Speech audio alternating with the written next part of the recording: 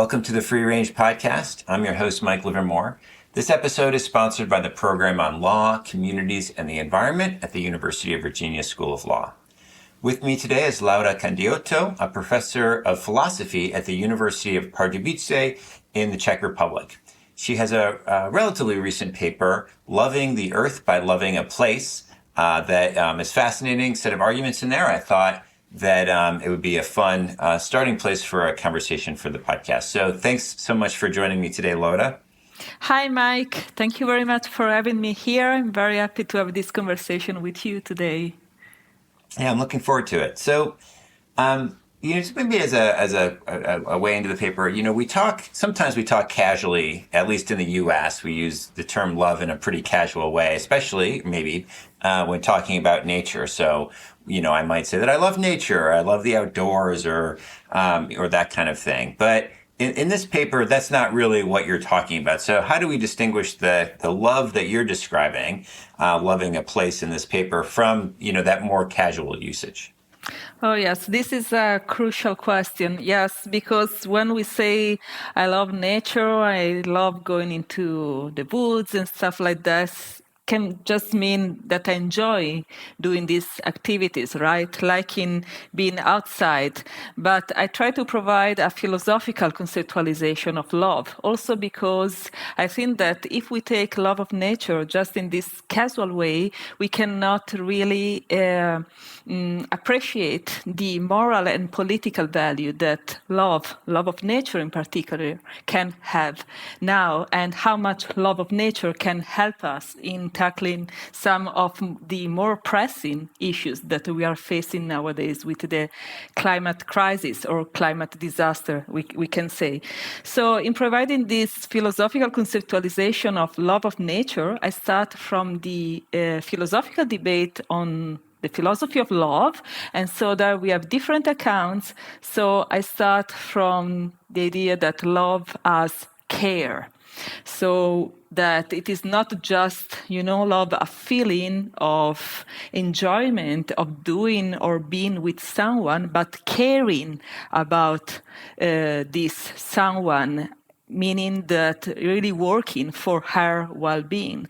And also this goes well with the account that is called the value account. That means that in caring for the intentional object of your love, you value this object. So you appreciate some qualities or some specific feature of this object. Or we can also say that this object of love has intrinsic value.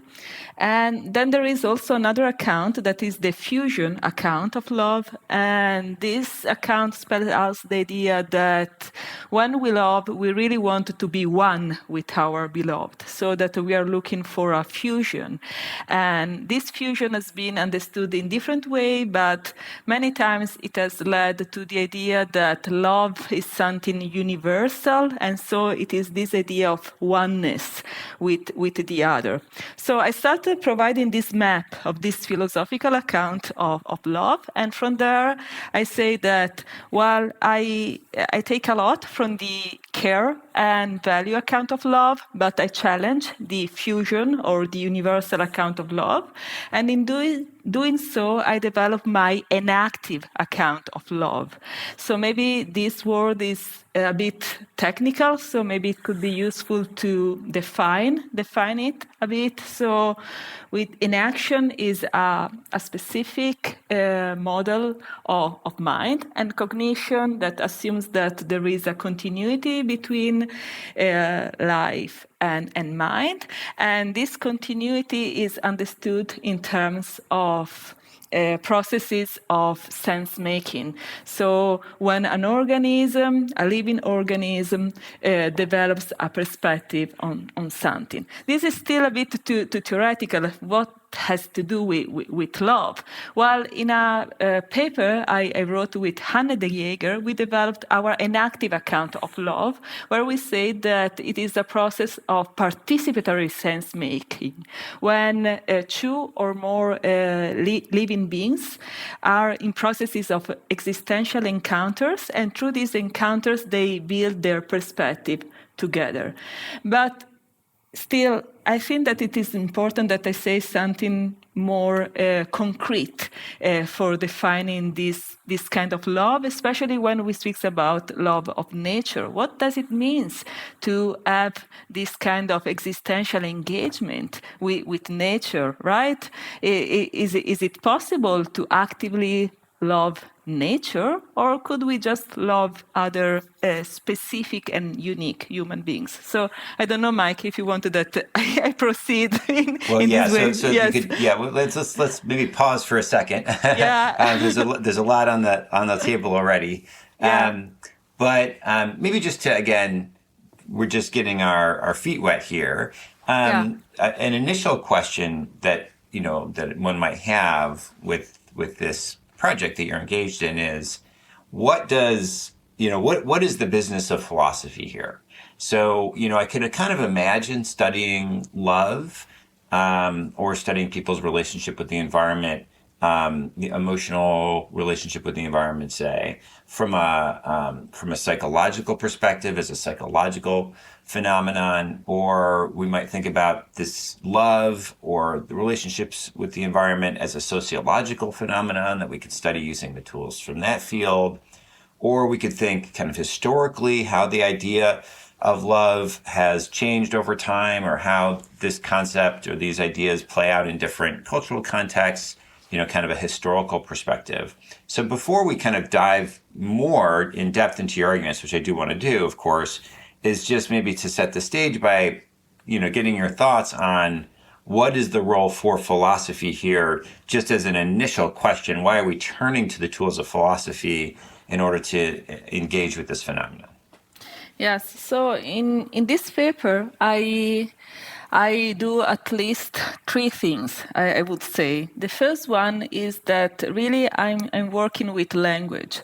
So I'm trying to refining the way we speak about our engagement with nature. And so also when we speak about our love of nature, and try to see really what we mean with this, and also try to work with new words and new concepts that can try to change our ways of interacting with nature. So if we can use a kind of language that is more that has to do more with engagement, instead of taking nature as, for example, the object, just an object, and I'm a spectator of this beautiful landscape.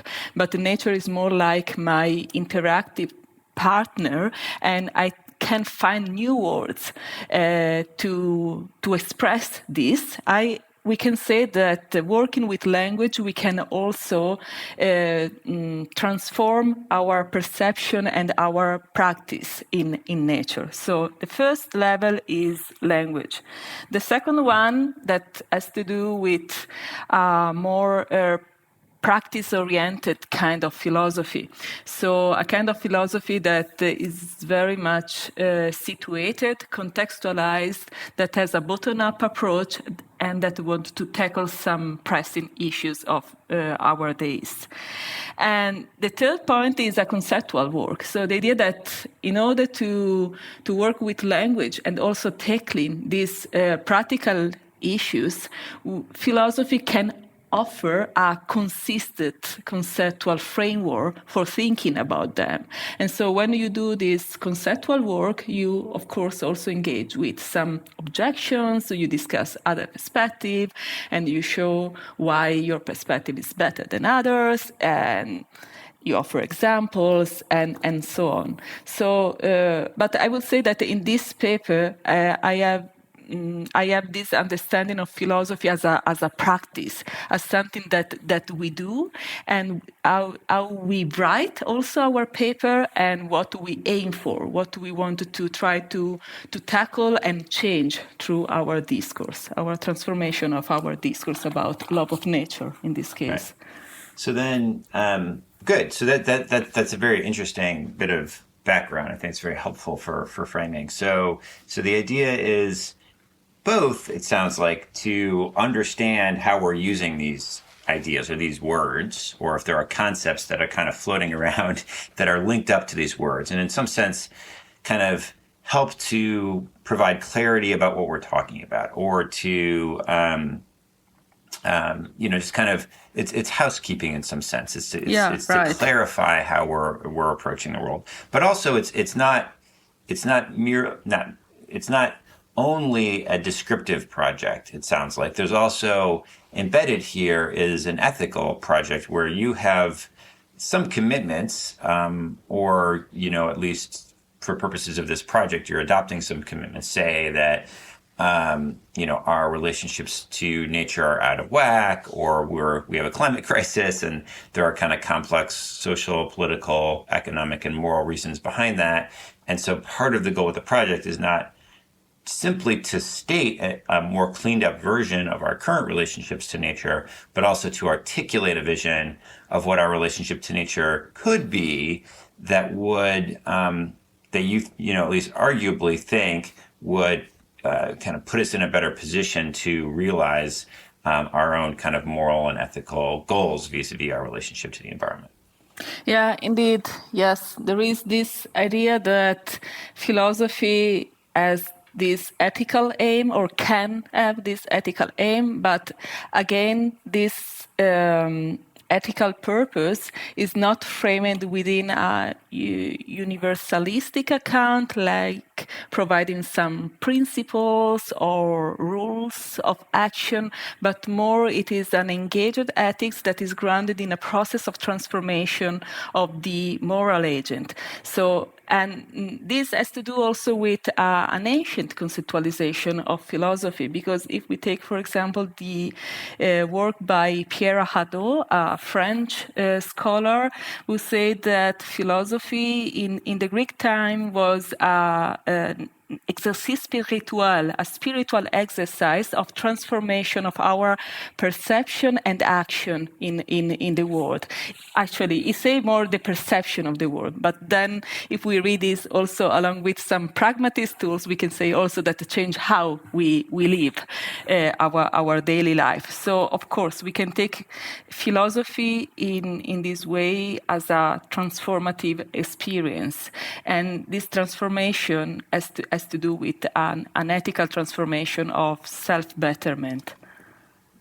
Right. Okay, good. So I think that's also placing kind of your methodology a little bit within the world of philosophy as well. It's this kind of situationalist, or, kind of, as you said, bottom-up approach, which is different from, other approaches that are going to start with principles and then reason about situations from principles. And you want to, how hardcore are you, by the way, within this situation? Because, there are different versions of this. Are you someone that thinks that, like, there are no principles, that it's not just a matter of figuring out what the principles are? Because, one concern that I've seen articulated, if you take a very hardcore version of the situationalist perspective, is that it almost makes it impossible to do the work of philosophizing, of thinking about, because if it's just the situation and there are no general principles that we can abstract, it just seems almost to do away with the whole project of reasoning. Yeah, I agree. And I think that the title of my paper says a lot about this, because I say loving the earth by loving a place. So my aim is starting from specific context to get to the universal. So I'm not denying the universal dimension, but I start from the bottom to get there. Great. So we can say that it is a relational account and not a relativist account in this regard. Mm-hmm. So great. That's all super helpful. Again, it helps to situate, as it were, your thinking within this, kind of broader, broader debates about how we go about the process of doing moral reasoning. So just to return to the arguments that you were introducing right at the top of the conversation, and we can maybe just start to unpack them a little bit. So one of the kind of basic foundational bits of perspective that you offer in the paper are these three different accounts of love, which maybe we can think of as interacting with each other. Maybe they're not totally distinct, but they, again, kind of illuminate what's going on. There's the care perspective, the value perspective, and then the fusion model. Right. And the fusion model, this notion of oneness, is, again, as you know, you're rejecting or you're raising concerns with the fusion model vis-a-vis love of nature. I guess just one question quickly is, do you also reject the fusion model in terms of love vis-a-vis human relations as kind of inadequate, or are you going to put that to the side, or how do you feel about that? Yes, I refuse it also regarding human relationship. Mm-hmm. Actually, I started from that. In this paper that I already mentioned, Love in Between, we were challenging the fusion account about a romantic relationship. Mm-hmm. And by writing this paper, I started to say, but could we also think in terms of romantic relationship with non-human beings? Could we think about this, about a loving relation with a dog or a tree or a place? And what does it mean? And when you go to love of nature, and also especially if you read something that is not immediately philosophical, like novels or poems, this fusion account is quite omnipresent, right? Yeah. And also in a fascinating way. And also there are some romantic paintings that are so beautiful, really expressing this immersion into nature as this feeling of being one with nature. So I don't want to deny that we might feel in this way. Right. But my point is that for my ethical concerns, this is not the best way, because there are many problems related to it. So we can train ourselves in different forms of love that focus on difference instead of oneness. It's really interesting. So again, just to maybe just recapitulate what you just said, it's not to say that such experiences can't be had, right? Who knows? Maybe they can. People attest to them in some ways, right? And then there's an interesting question like, should we call that love? Is that love properly understood, or something like that, right? So that's kind of interesting. That goes to the kind of conceptual clarity point. But I think part of what the argument here is, and maybe we can just delve into this because I think it's really interesting. Sorry, we're not moving through the whole paper. We're taking each step really slow.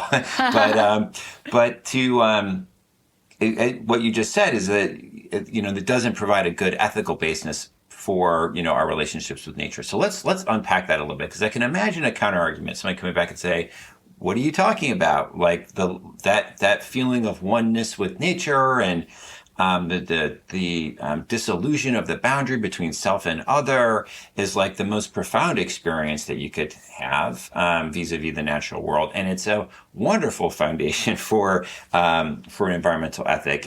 It immediately leads us to be less selfish, to engage in politics, to be committed to the preservation and integrity of the system, and that is a really good, because you do need emotions. I think as Laura, you are a philosopher of emotions, and I don't think it would be too much to speculate that you would say that emotions are an important part of politics and political engagement. Right. And they would say that is a really excellent. It's in fact the best foundation and most powerful and motivating foundation for an environmental politics. So that's just to offer the counter argument. So I'm curious what your response is to that.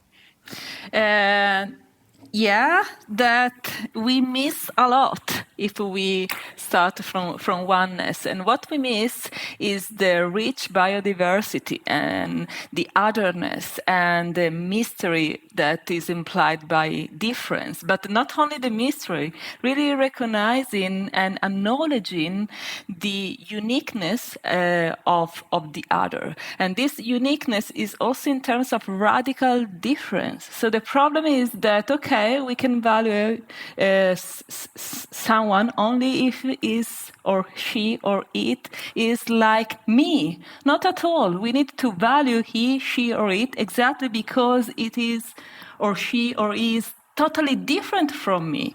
And so this really had to do with making space for the value of difference, the ethical value of difference. And this has to do with nature.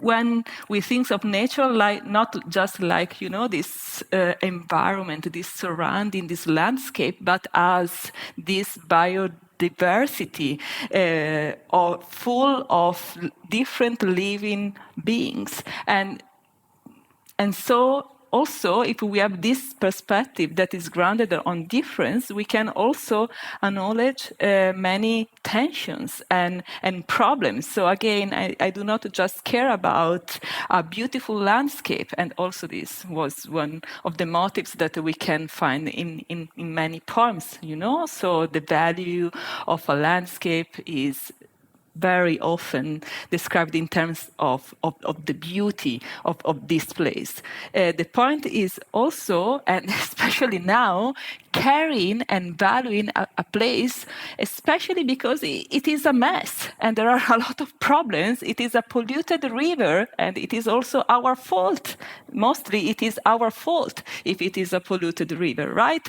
So an ethics of difference, I strongly believe, that provide better tools for really engaging for the well-being of a place, better than just focusing on sameness or oneness. Yeah, great. Well, that's a really interesting perspective. And I really love that notion that on the one hand you can love a place, or you can have a certain, let's put aside the word love for now, but you can have a certain kind of feeling that you get when you see a wondrous landscape and you're on a mountaintop and there's a beautiful vista or something like that.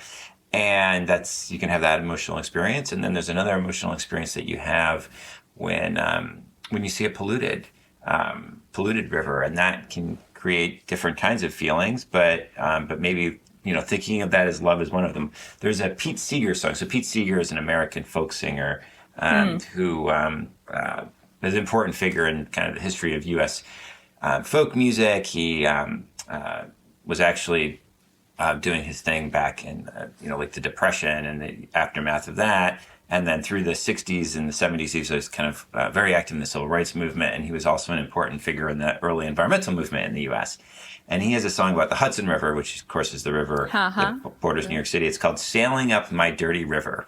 But yes. still I love her, and I keep the dream that someday she'll run clean. That's kind of the idea. So it's like, I think that's I've always found that quite poignant. And I think it relates exactly to that point, is that that feeling of tenderness that you can have for a what we might call a degraded resource. Yes, totally. I totally agree. Yeah. So if we're moving away from this fusion model towards care or value or something else, you've put there are some other ideas that you have in the paper and that you've put on the table in our conversation too. So one idea that's in the paper is you say that nature, or not nature in general, I think, but a place, right? That's where kind of place comes into the picture, right? Where we're talking about, where you live and your immediate environment as a partner in a participatory process of making meaning. Okay, so there's a bunch of different ideas that are kind of simultaneously in there. So there's meaning making. There's what it means for a place to be a partner.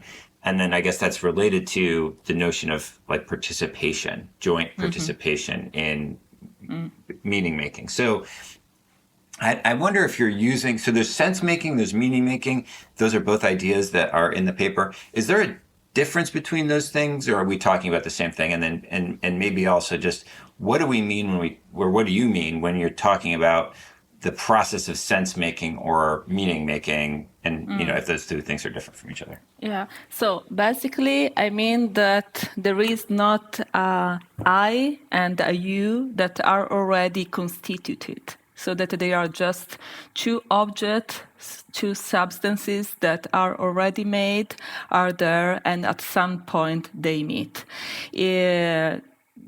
What I am and what you are emerges from our interaction.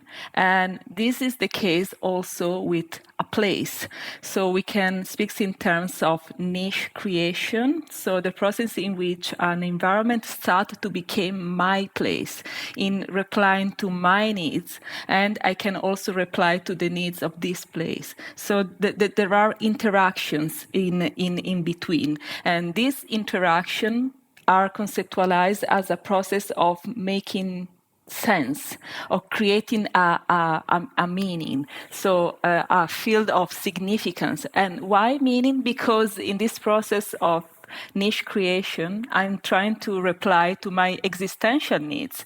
We can think about them in terms of survival, so a place can reply to my needs of having food if I make a garden, but also relational needs. So if I go in a place because there is a nice community there. So I started to share some practices with the other people that are living there, and so on. So the point here is not really understanding a place as something that is already there, but something that in a process, through an interactive process, something that can become my place.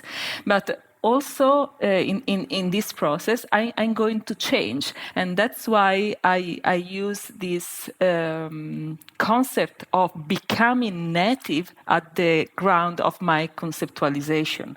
So I can say that in my work, there are two prominent inspirational figures on the background. One is the French philosopher Lucy Rigaret, who developed this view of love as something that is free from this idea of possession of an object. So it is not an object already constituted that I can get because I desire it. So this is one. And the second one is Freya Matthews, who is a philosopher from Australia, who developed a view on being in nature as a dialogical encounter. So I understand this dialogue from within a place as a process of participatory sense making.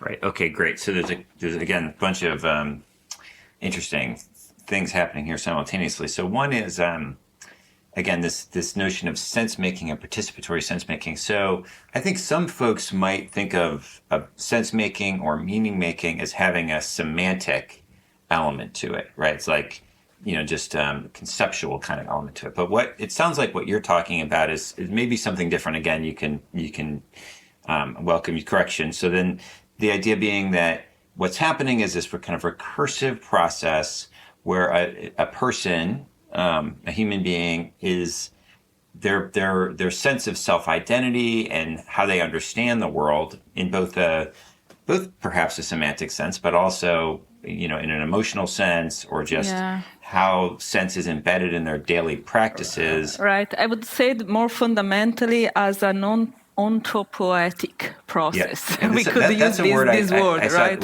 Which I'll admit, I'm not. It's not one that I use very often in my day-to-day life. So what are we talking about there? Self-creation. So if we start from this idea that the world is not made of already made substances or objects or building blocks, we can see how what we call object or things or living beings emerge out of a process of interaction. And the process of interaction I'm focusing here is interaction between at least one living being and other beings that are inhabiting a place. And so it is at the beginning an embodied process. And well, then in the enactive literature, there is a very interesting and important book on how also language, verbal communication can emerge from the body. So I'm not just speaking about sensory-motor relationship, but the point here is really taking sense-making as an embodied practice of living beings that inhabit a place. So it is not just conceptual, or we can say that the conceptual dimension emerge out of embodied interaction.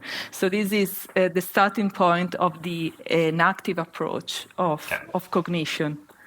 Understood. Okay, I think I'm getting at it. So the distinction that you're drawing is, that we build our ways of understanding the world through, as you say, an embodied process, an interactive process with our environment, and that's pretty foundational to how you think about a lot of Yeah. things, I take. And so, as opposed to say, I'm not sure anybody actually holds this view, but something like that, all that humans are doing when we make meaning is, kind of being disembodied, agents. Yeah. I'm not even an agent. Disembodied, you just entities that read meaning that kind of pre-exists in the world of concepts that are kind of out there, and that it's just a process of extracting them, through a refining process or something like that. It's rather what's going on is, again, it's this engaged process of sense making. So I guess so now that we have that, if that's built into our structure of how we understand the way that we come to understand the world, right? Is this embodied, engaged process. It seems kind of natural in some way for there to be a role for your physical place, because it sounds as though it doesn't even make sense for us to come to an understanding of anything outside of this active, engaged, recursive process through which we come to understand the world. So if that's true, I guess what I'm trying to distinguish is kind of everybody in the world who's just adheres to like the nature of sense making, basically, as we're defining it, isn't automatically a lover of nature, just because they have to be, in some sense, because they're in order to come to any sense making, they're engaged with a place, and because that's where they're embedded, and that's how they come to understand anything or build a notion of the world. And so, is it just like automatic that someone has this participatory meaning-making process, or what distinguishes the love of nature from just how we come to understand the world? I would say that it is not automatic, unfortunately, maybe, but also this is good that it's not automatic, because it has to do with the development of certain virtues, attitudes, and it is a strenuous practice, or at least I wanted to stress this dimension. So there are other colleagues that really working on this continuity between life and mind, and also continuity between life and emotion, can say that a living being is just by being a living being is a lover. I don't see that.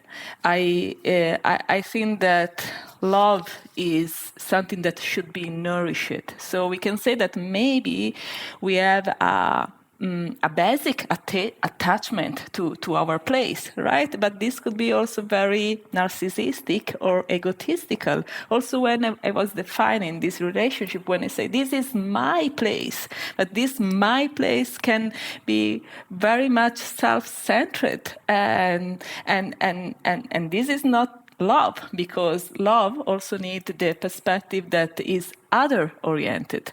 So I would say that while love, it is not against, of course, this embodied perspective on sense making. We can say that can come from there, right? In certain cases, more naturally than others, but a practice is needed, a practice of cultivation of certain virtues of care and towards the place. And in my paper, I try to start listing these virtues, but my main goal in this paper is providing the framework for understanding them. So I speak in terms of inactive listening. So when you start to listen to a place in a certain way or in a certain manner. Yes, great. Okay, good. And so just to give me one final thing, but then we can kind of move on to that point about listening and the virtue stuff, which is super interesting. But just to again, just on this connection between, the almost like an epistemic set of views about how we come to build a, sense of the world and this relationship to loving nature, and the idea is that it's not automatic, right? It's a practice that you need to cultivate, has ethical dimensions to it. Tell me if this sounds right to you on your view, that a love of nature in the way that you describe, right, which is really a love of place and that you have a particular relationship with, arises naturally from a correct understanding of how we do sense making, but that people often are mistaken about that, and they can be and that can lead to kind of egotism or this notion of separateness or whatever. But if you really understand how you make sense of the world, that would then naturally lead you to this kind of relationship and attitudes that would be part of a practice of that you would cultivate that involves loving nature. Yes, this is a good way for understanding it. I didn't phrase it in this way in my paper, but I think that it could be a good way for getting there. Also, because it can really point to my work on language, right? So how we can revise or transform our language in order to start to perceive our relationship with a place in a different way, in a better way. And in order to do it, we need to have the correct understanding. And so if we keep going with this dualistic assumption that nature is in a way just a resource that we can use and it is just out there forever just for us, or nature is just a weak object that we need to protect. So here I'm just using the two extreme, that they are both sharing the idea that nature is just an object out there. We are working with this dualistic account that underestimate the value of this fundamental relationship of inhabiting a place as what constitutes ourself and the place. So what I said at the beginning, this fundamental process of sense making, that, or we can also call it this fundamental process of interdependent autonomy of selves that create themselves in relationship. And so understanding, yes, and I will take this epistemic dimension that you rightly stress also in an affective way, right? Because I say that, there is this continuity between life and cognition and life and emotion. So I'm not going to talk a lot about emotions here today with you, but we can also try to get an account of understanding that is more affective, right? That a way of really appreciating the things for what it is. And in there is our account of love, the one that I developed with Hanne de Jager in the Love in Between paper, where we say that love is this desire to know more about the other, ourselves, and the world together. So here you see, we are taking the affective dimension here spelled out in terms of desire, this motivation, this affective motivation towards what? To knowing better the other. So what does it mean, knowing better the other? Understanding it properly. So, and in this paper, I say that listening is a fundamental practice that we need to undertake in order to have this correct understanding.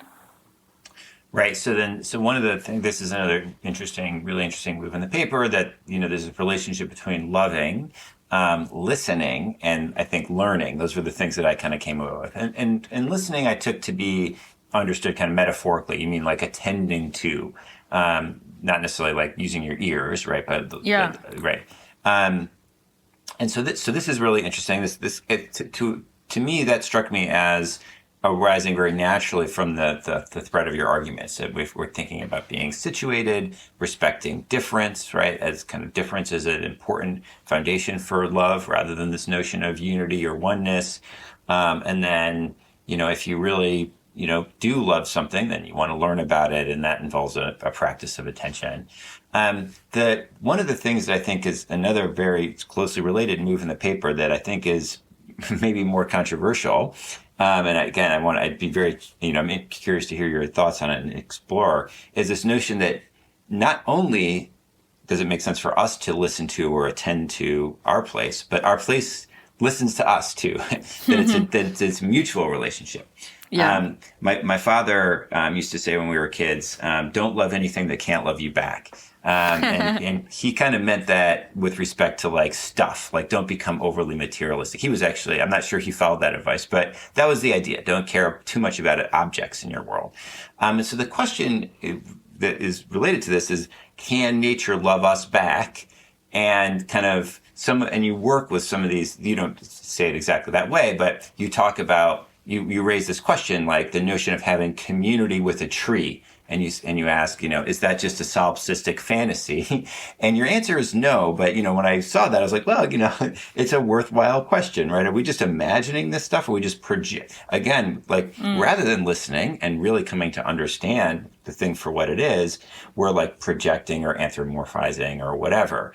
And so again, yeah, this is quite interesting. So one of the things you say in the paper is, if I treat a river with love, it will listen to me by being healthy.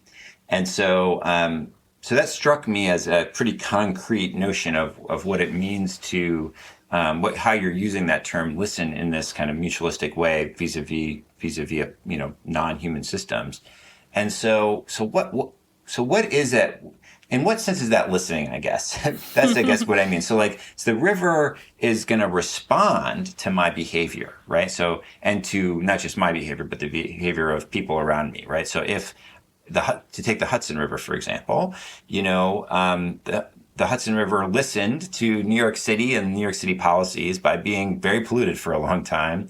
And then once we started to, and not just New York City, but the state of New York, and there's a long history of different pollutants going into the Hudson River from various sources, from sewage, from industrial pollutants and the like.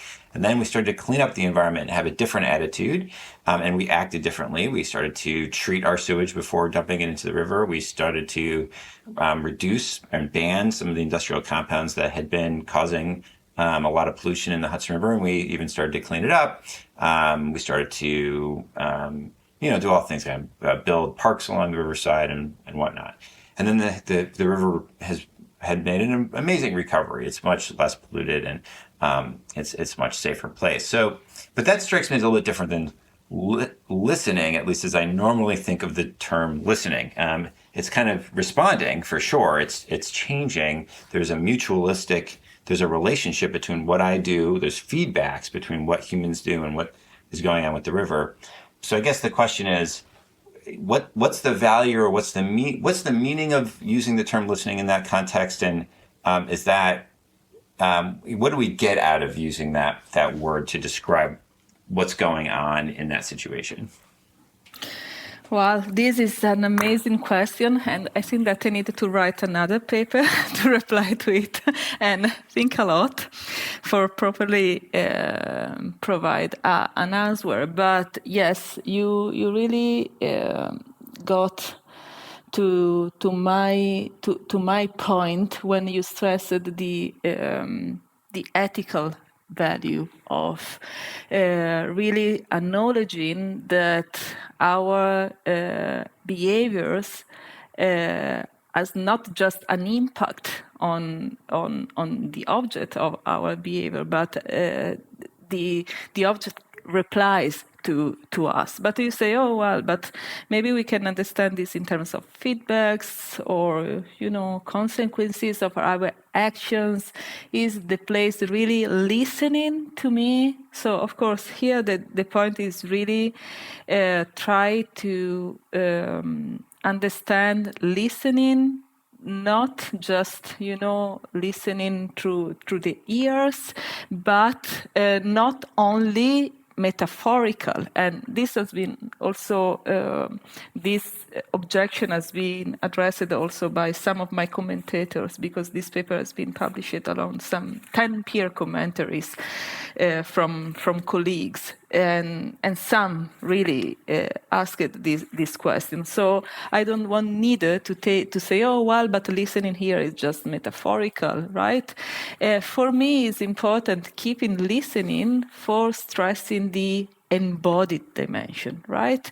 And the embodied dimension really means that by being there and living with the place, within the place, in a certain way, treating it badly or in the best possible way, the place can reply to me in a different way. And so here, when I say listening in an embodied perspective, I want also to say not just through the ears, but also through touch, through smelling. Of course, here I'm enlarging the spectrum of listening also to the other senses. But this is important because it means more like really being open to the place from our embodied living experience. And so this can bring us to perceive this dimension of shared aliveness that in my paper is the way through which this dialogical encounter can take place. I would say that if I will write another paper about this, I can consider the option of not necessarily needing a conceptual framework that uses words that have to do with language and communication, right? Because I started to think about listening because my research question was, how can I communicate with another being that is radically different from me, and we do not share a common language, right? So this was my research question there, right? And that's why I have all these words that has to do with language and communication. And also because one of my main interlocutors in this paper is Freya Matthews, who speaks in terms of dialogue, right? But it will be very interesting to enlarge, maybe I have to consider this, to enlarge this a bit. The risk is missing the something that is unique of us humans as living beings, that we are linguistic bodies, right? And this is the title of that book that I was referring before about this conceptualization of meaning, verbal communication, and language from an enactive point of view by De Paolo, Cuffari, and De Jager. So I don't want neither to reduce human beings just to simply bodies without language, perspective, and concepts. So the point of keeping this linguistic framework could be important. But well, I agree that more work maybe is necessary here. But well, I say more about this in my answer to the objections that has been addressed to the paper, where I try to explain why listening as a concept can be useful beyond the ethical implication, that I think that these are evident, because focusing on listening and focusing on a mutual relationship, we can really see how much we can do in embracing an active ethics towards loving a place. Yes, so I would maybe we can, if we have time, we can return to this, because I think there's still lots of interesting stuff to explore in this domain of kind of the mutuality or dialogic or communication with nature or with the place. But I wanted to touch on a couple of other kind of questions, and then again, if we have a few minutes, we can maybe return to some of this, because it's all really interesting stuff. But the other kind of big question that I had, bigger picture question maybe, is, do you see this kind of relationship to a specific place as like essential for living a good life? Is it really like kind of a core part of a complete human existence? And one of the reasons I was just thinking about this is, some people move around a lot. They don't necessarily build a really close, deep connection to any particular place. In fact, you've moved around quite a bit over the years, right? And so what do we think of academics or others, and people in different kinds of jobs, or people who have been forced from their homelands because of political circumstances or war or economic concerns or whatever? That it disrupts the various economic, political, social, or personal or psychological factors that just make it difficult for someone to build this deep connection to a place that you're describing. So I guess, yeah. So the question is that really like making it difficult for them to lead complete ethical lives? And I guess a related question is it essential for engagement with environmental politics in a deep and sustained way, to have the type of love of nature and love of place, and to be able to build that over time that you described? Oh, yes. So I wanted to say two things at this regard. First, that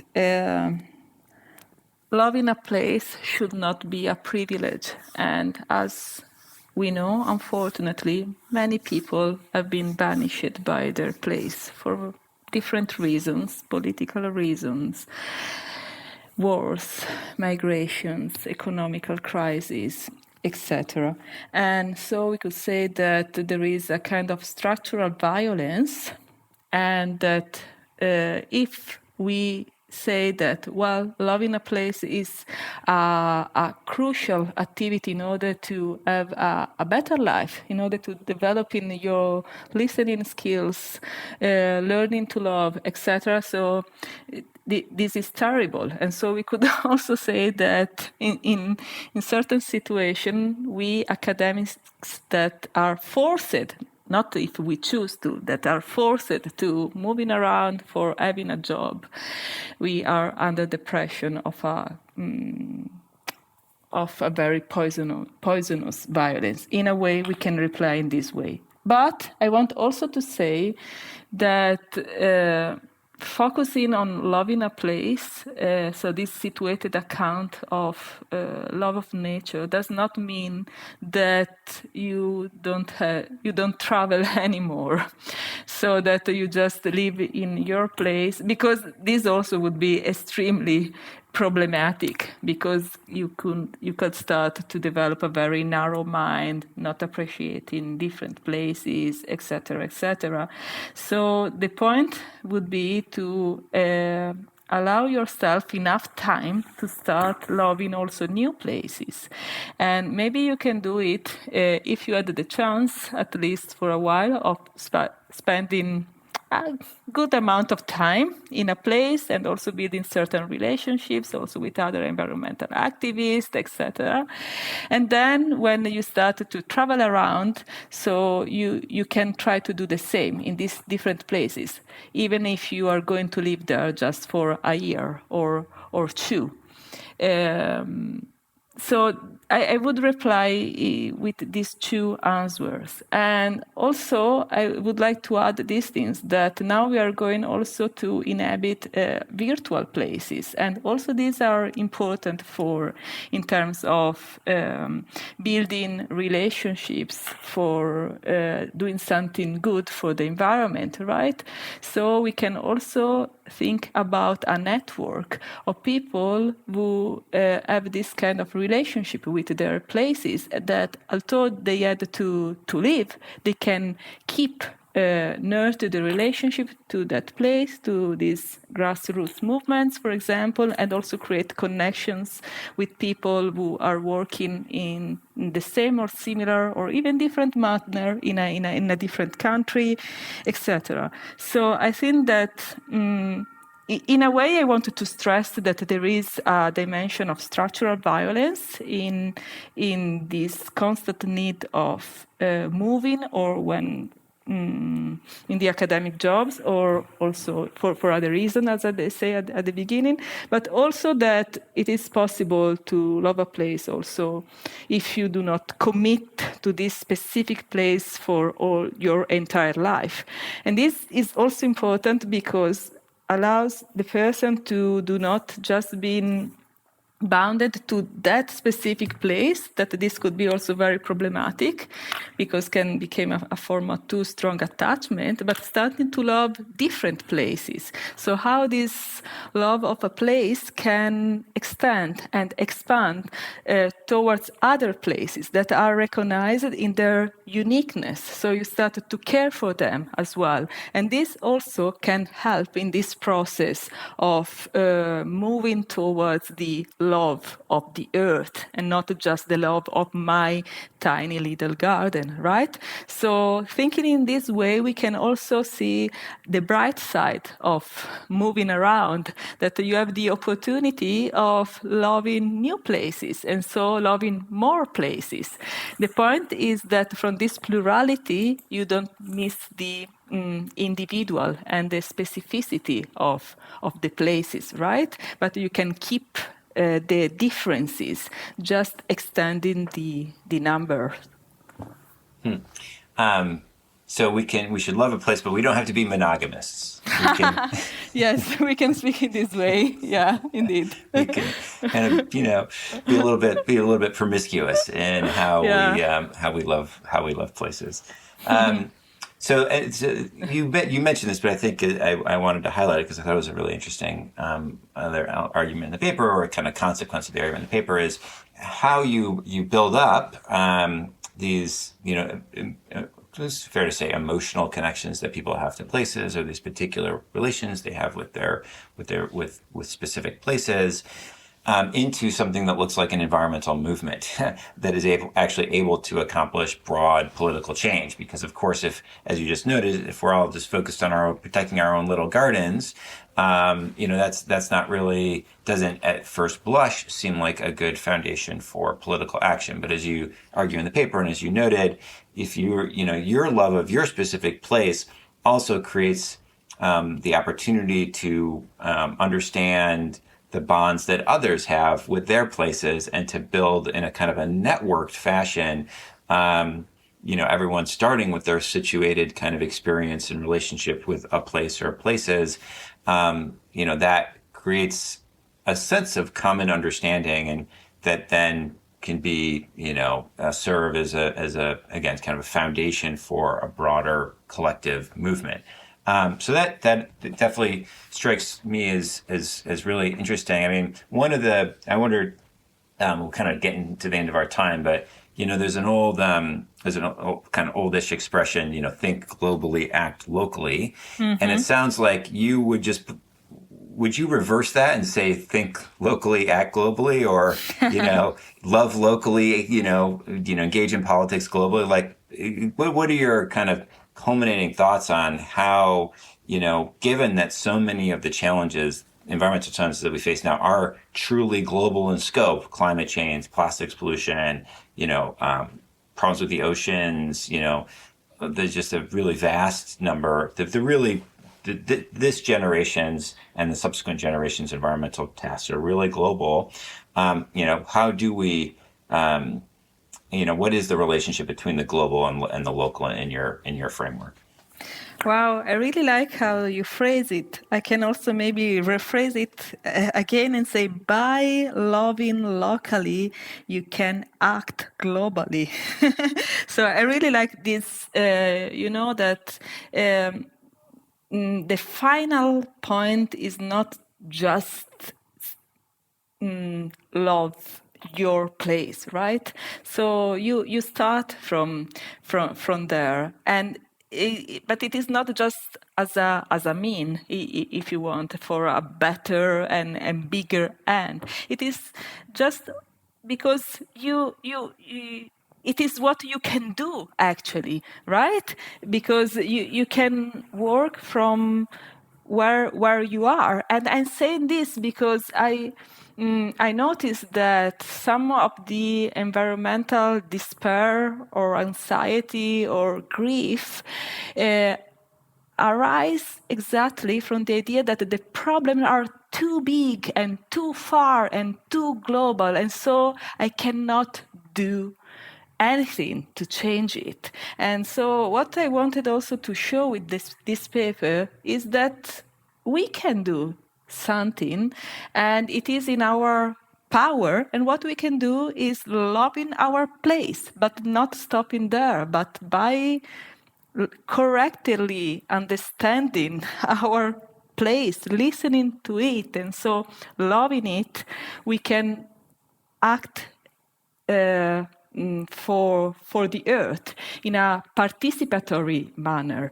So here, really, for this movement that starts from the local and goes to the global, the concept and practice of participation is really crucial, because it really speaks in terms of community building or network or relationship, right?